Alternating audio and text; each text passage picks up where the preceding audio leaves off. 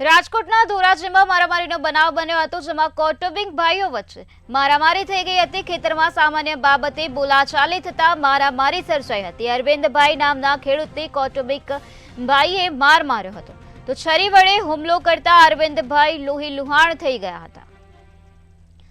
તો રાજકોટના ધોરાજીનો આ બનાવ પ્રકાશમાં આવ્યો છે, જ્યાં કૌટુંબિક ભાઈઓ વચ્ચે મારામારી થઈ ગઈ હતી। સામાન્ય બાબતે બોલાચાલી થઈ હતી અને ત્યારબાદ મારામારી સર્જાઈ ગઈ હતી। તો ખેતરમાં આ પ્રકારે મારામારીનો બનાવ બન્યો હતો। અરવિંદભાઈ નામના ખેડૂતને કૌટુંબિક ભાઈએ માર માર્યો હતો।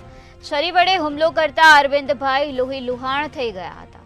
તો હાલ આ સમગ્ર મામલામાં વધુ તપાસ હાથ ધરવામાં આવી છે। રાજકોટના ધોરાજીમાં આ પ્રકારે મારામારીના દ્રશ્યો સર્જાયા હતા। કૌટુંબિક ભાઈઓ વચ્ચે જ આ પ્રકારે મારામારી થઈ ગઈ હતી। ખેતરમાં સામાન્ય બાબતે બોલાચાલી થઈ ગઈ હતી અને ત્યારબાદ મારામારી જોવા મળી હતી।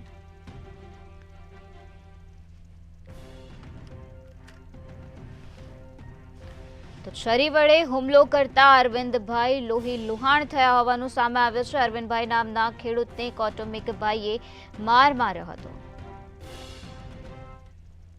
કોણ હતો તમે? શું થયું તમને? કાંઈ હતું નહીં। એ કે દૂધ મારી લઈ લીધી ને આમને તેમને। મેં કીધું ભાઈ મારી દૂધ હતી ને મેં લીધી હતી એક ઊંટલો, એમાં ઉદ્યો। કોણ હતું સામે?